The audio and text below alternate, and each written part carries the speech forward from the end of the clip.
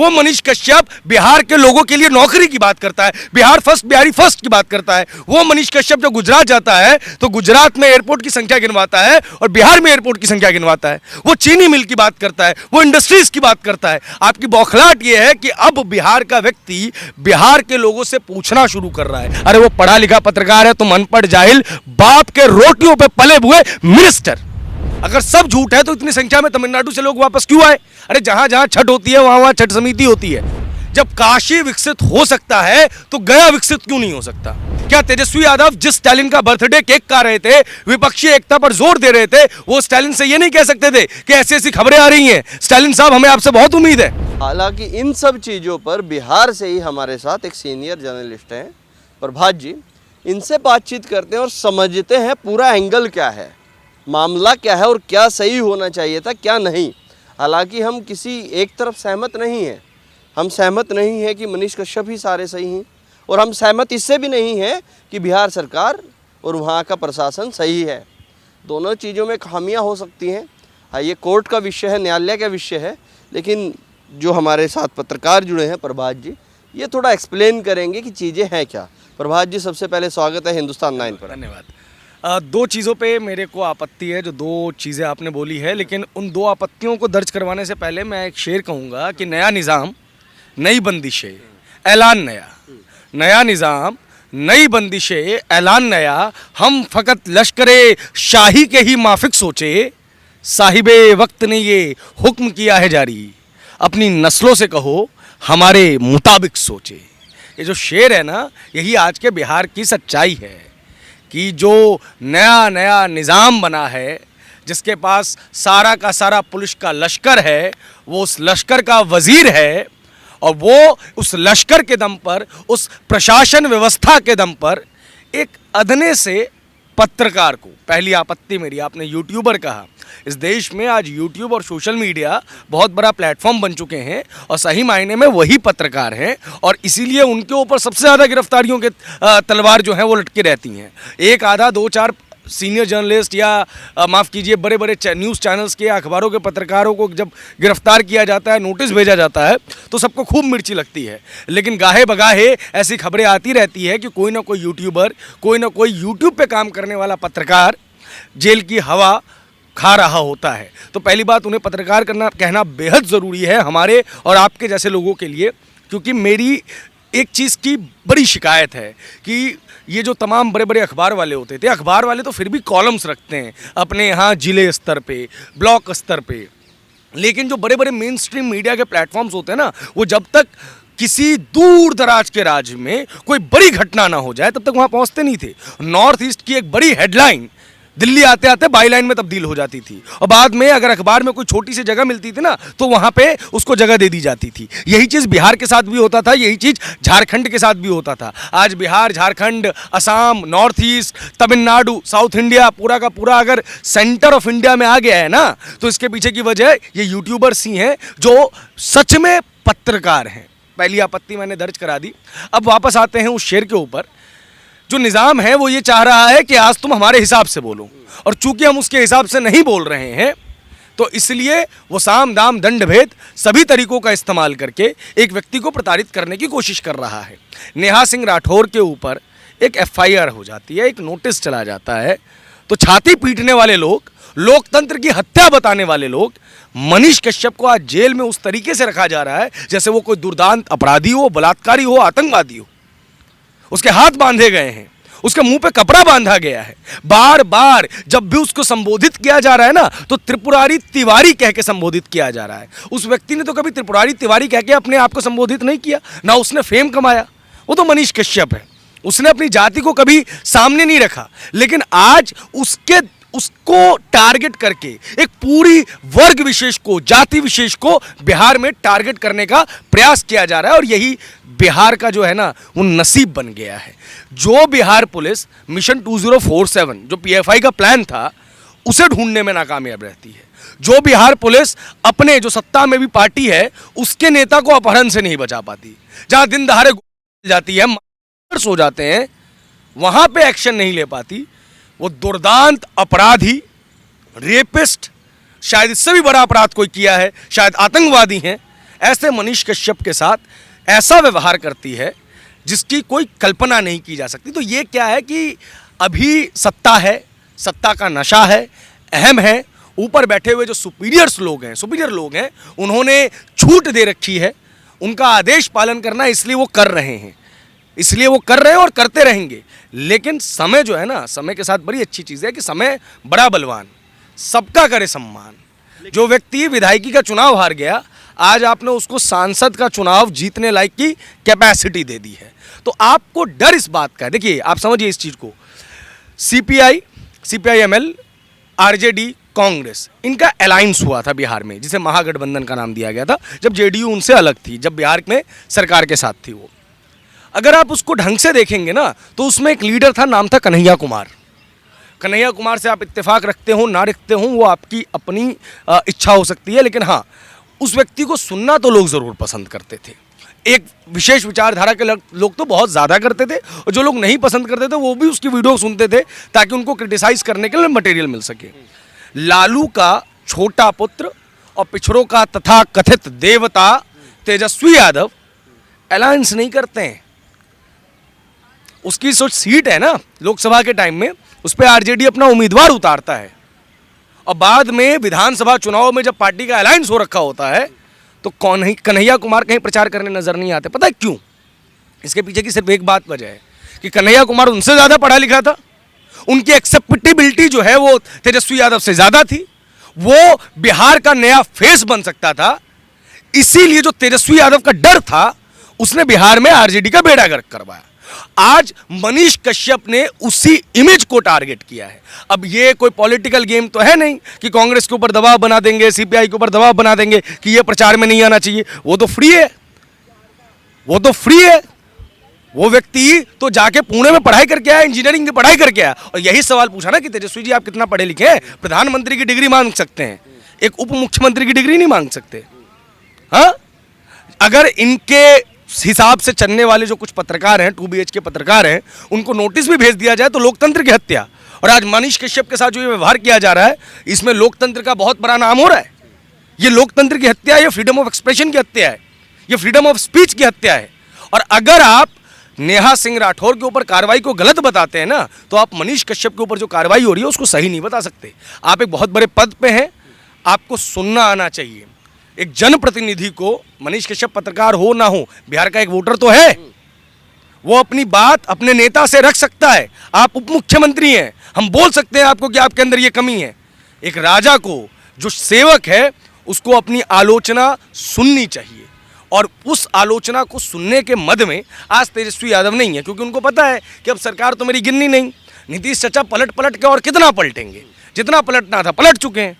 तो अब जो मुझे करना है, मेरे पास 2-2.5 साल का समय है, इसमें मुझे जो धन अर्जित कर लेना है, जो अपना निज़ाम स्थापित कर लेना है, जो अपनी क्रूरता दिखा देनी है, वो दिखा देते हैं, बाद में मौका मिले या ना मिले। लेकिन कहीं ना कहीं आरोप है कि वो जो एक वीडियो जो उन्होंने पोस्ट किया, वो वीडियो टोटली फेक वीडियो रहा। और उसी वीडियो से बिहार में स्थिति खराब हो सकती थी। ठीक है, पत्रकार हैं, आप पत्रकारिता कीजिए, आप राजनीति पत्रकारिता में क्यों कर रहे हैं? अगर ये भी सत्य है तो क्या गलत क्या हो रहा है? रोहित जी, सबसे पहली बात, इसकी पुष्टि अभी होनी है कि ये वीडियो फेक था नहीं था। भाई, राज्य सरकार के अंदर आने वाले प्रशासन ने फेक बता दिया तो आप फेक बता देंगे क्या? निष्पक्ष जांच करवाई जाए उसकी, पहली चीज़। दूसरी चीज़, मान लिया कि तमिलनाडु में नहीं मारा गया बिहारियों को, लेकिन क्या ये पहली घटना है जब बिहारियों के ऊपर किसी प्रकार का ऐसा अत्याचार हुआ है? आप सूरत भूल गए, आप महाराष्ट्र भूल गए, आप दिल्ली भूल गए, आप पंजाब भूल गए।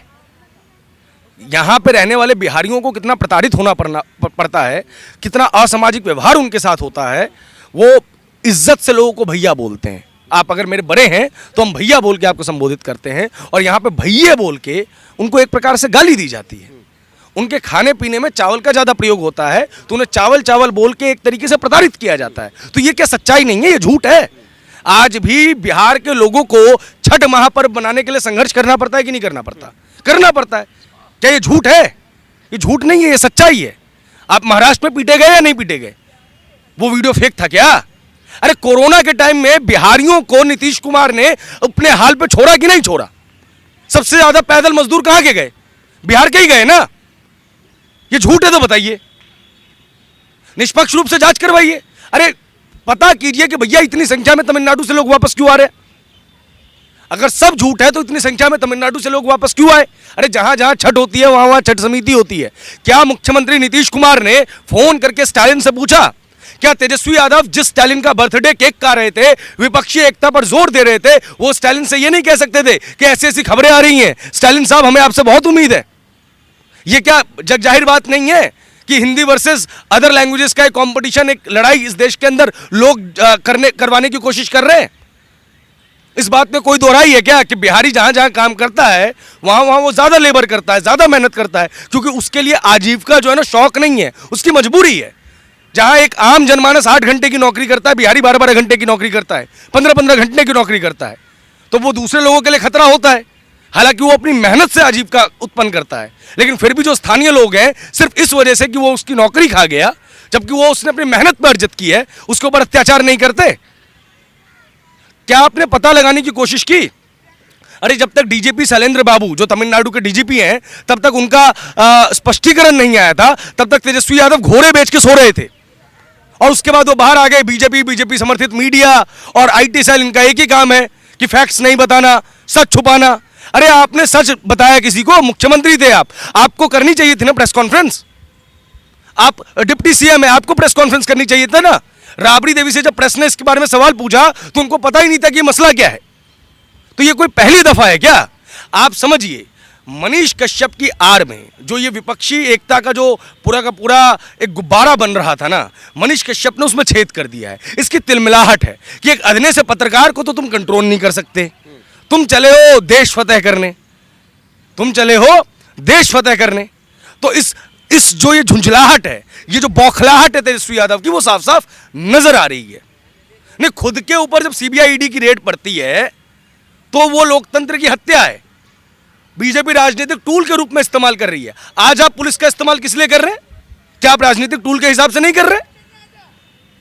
बिहार के अंदर अपराध उस स्तर पे बढ़ा हुआ है जिस स्तर की परिकल्पना नहीं की जा सकती।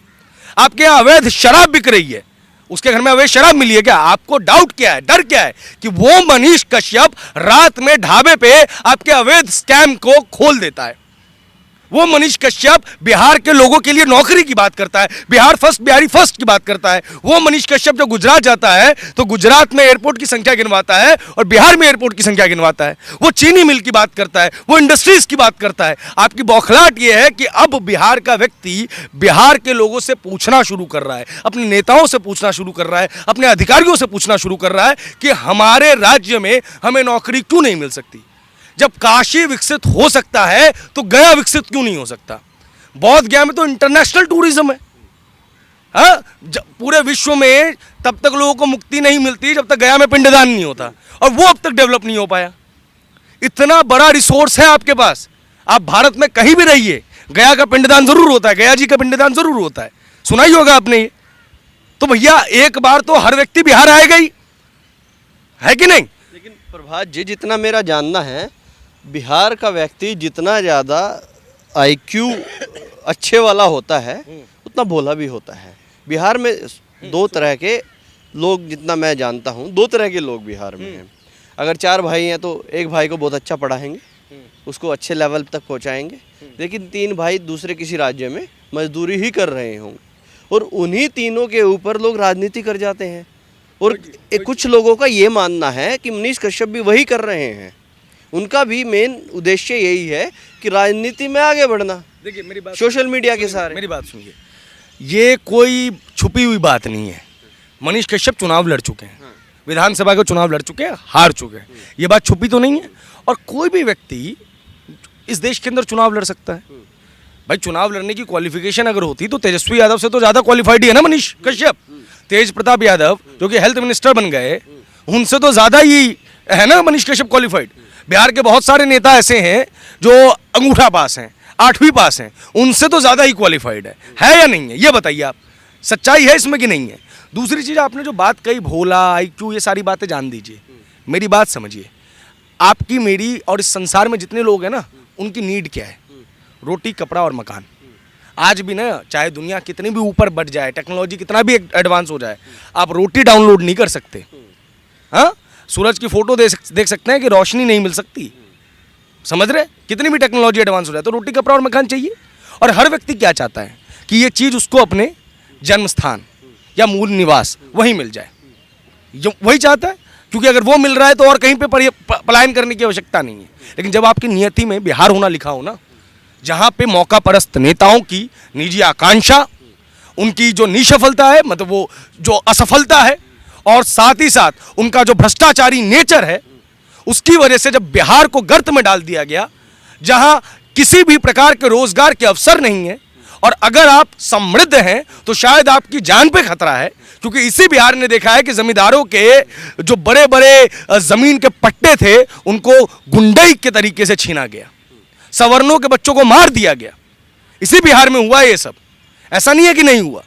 तो जब आपके पास जीने के अवसर ना हो, जब आपके पास जीवन को अच्छी तरीके से जीने के अवसर ना हो, आपके प्राण जीवित रहेंगे या नहीं रहेंगे इसके अवसर ना हो, तो आपको पलायन करना पड़ता है। तभी आप बिहार छोड़ के कहीं और नौकरी करते हैं, कहीं और बेइज्जत होते हैं, वरना किसी को शौक नहीं है। लेकिन इसकी जवाबदेही किसकी है, इसकी जिम्मेदारी किसकी है? बिहार में जो अभी 4 पार्टियां हैं, चारों की चारों पार्टियां कभी ना कभी सत्ता में रही है। कांग्रेस रही है बहुत लंबे समय तक, लालू यादव बहुत लंबे समय तक रहे हैं, और बिहार के अंदर जो पलायन की स्थिति पैदा हुई है वो 90 के बाद बहुत ज़्यादा हुई है। तो उसके बाद लालू यादव और नीतीश कुमार की मिलीजुली सरकार ही रही है। नीतीश कुमार रहे, कभी कभी लालू यादव रहे, लंबे समय तक लालू यादव, फिर नीतीश कुमार। तो अब जवाबदेही किसकी होगी? कौन जवाब देगा? क्यों आज भी बिहारियों को बाहर जाना पड़ता है? आज बेसिकली क्या है, तमिलनाडु प्रकरण में लोगों ने ये पूछना शुरू कर दिया कि मुझे बाहर क्यों जाना पड़ा। तो ऐसे सवाल और उत्पन्न ना हो, इसलिए तेजस्वी यादव जैसे लोग मनीष कश्यप को दबाना चाहते हैं, ताकि बिहारी सवाल पूछना छोड़ दे। क्यों? क्योंकि मनीष कश्यप ने सवाल पूछा यूनिवर्सिटीज़ में जाके। वीर कुंवर सिंह यूनिवर्सिटी नाम है। वीर कुंवर सिंह 1857 के महान स्वतंत्रता सेनानी थे, और उनकी यूनिवर्सिटी में 3 साल का ग्रेजुएशन 6 साल में खत्म होता है। यूनिवर्सिटी का तो नाम खराब कर ही रहे हैं, साथ में वीर कुंवर सिंह का भी नाम खराब कर रहे हैं। वीर कुंवर सिंह का भी नाम खराब कर रहे हैं। और वहां पे एक पत्रकार पहुंचता है और पूछता है एग्जाम काहे नहीं हो रहा है जी? क्यों नहीं हो रहा है एग्जाम? तो आपके सिस्टम को हिला रहा है वो व्यक्ति, आपके भ्रष्टाचार की पोल खोल रहा है वो व्यक्ति, और आप उसकी आवाज़ को बर्दाश्त नहीं कर सकते, क्योंकि वो सच बोल रहा है। और आपका क्या है कि आप वो बादशाह बन गए हैं। वो रावण था ना, रावण अपने यहाँ क्या करता था कि सिर्फ वही बंदे रखता था। वो विभीषण को कभी पसंद नहीं कर पाया, क्योंकि विभीषण सच बोल देता था, उसे सद्बुद्धि देता था। तो वो अपने यहाँ सिर्फ वही बंदे रखने चाहते हैं जो उनको अच्छा अच्छा बोले। ये मीडिया का सम्मान करते हैं। द एक्टिविस्ट नाम का एक वेब पोर्टल है, वेद प्रकाश उसके फाउंडर हैं। आप उनकी रिपोर्टिंग्स देखेंगे, वो लालू यादव को मसीहा बताते हैं। मसीहा उनका अपना मत हो सकता है, लेकिन जब एक बार तेज प्रताप यादव को क्रिटिसाइज कर दिया तो 2 मिनट बात करना था उनको, 2 मिनट बात करना था। क्या करनी थी 2 मिनट बात भाई?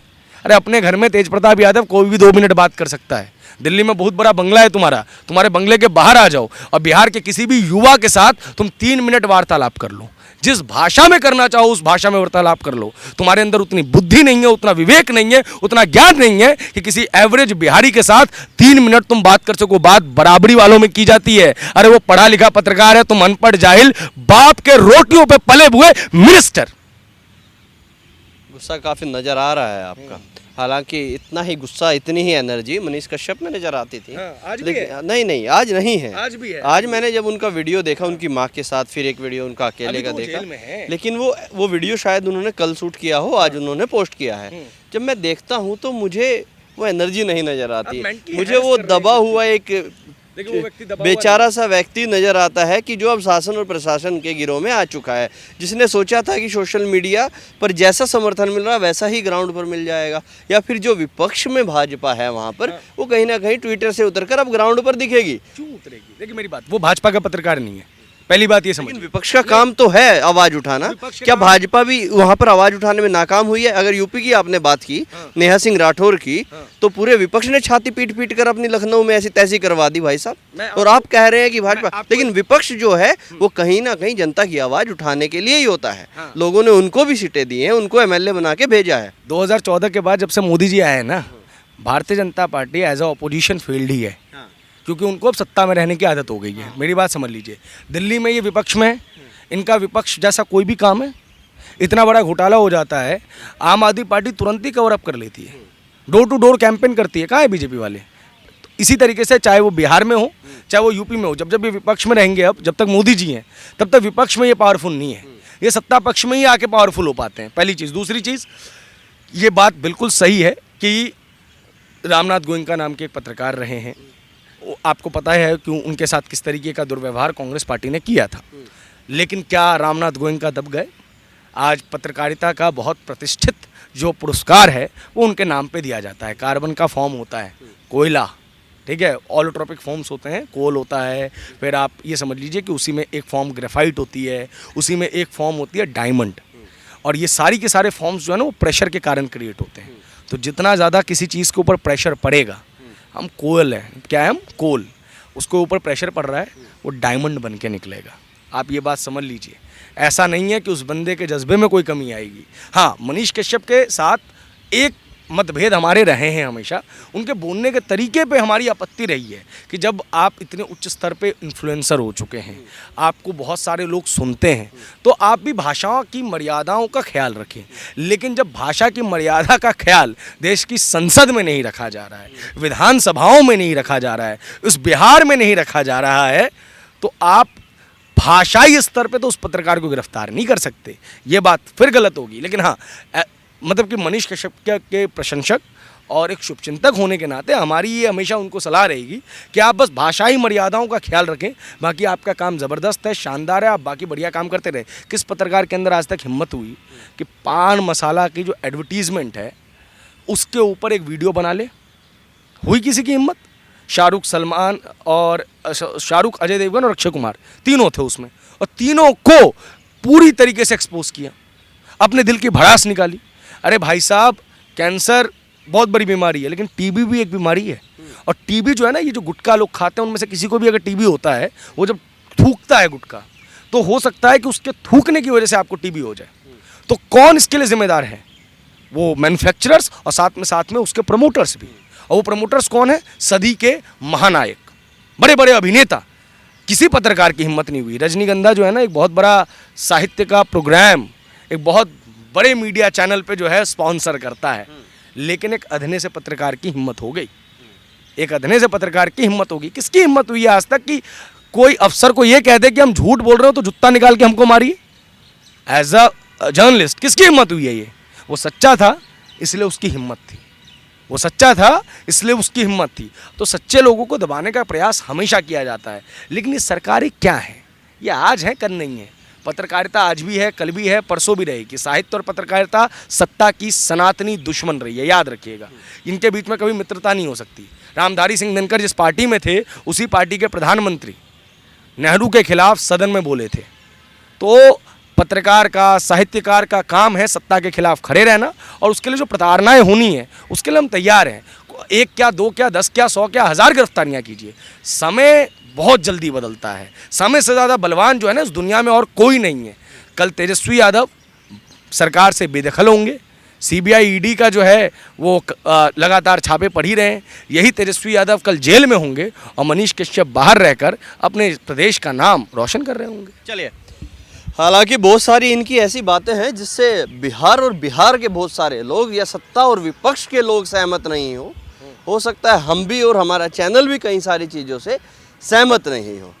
एफआईआर का दौर है, गिरफ्तारियों का दौर है, तो सब बचना चाहते हैं कहीं ना कहीं। हालांकि हमारे हमारे बस इसीलिए आपने बोला, वरना सहमत तो आप हैं।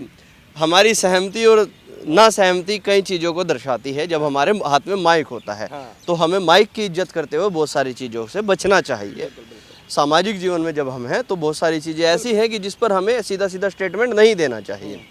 हालांकि इन्होंने जिस कॉन्फिडेंस से सारी चीज़ें बोली हैं वो बहुत सारे लोगों को पसंद भी आ सकती हैं। अब आपको क्या लगा है, आप क्या समझते हैं कि कितना सही है ये गिरफ्तारी, कितना सही है उस घर की कुर्की हो जाना? मात्र ऐसे ऐसे केसों पर जो मुझे नहीं लगता कि कोई ऐसे हैं जिसमें कोई राष्ट्र विरोधी बात हो रही हो या कोई भी ऐसी चीज़ हो रही हो। कमेंट में आप अपनी उपस्थिति दर्ज जरूर कराएं। अब तक के लिए इतना ही। मैं रोहित शर्मा, आप देख रहे हैं हिंदुस्तान 9। जय हिंद।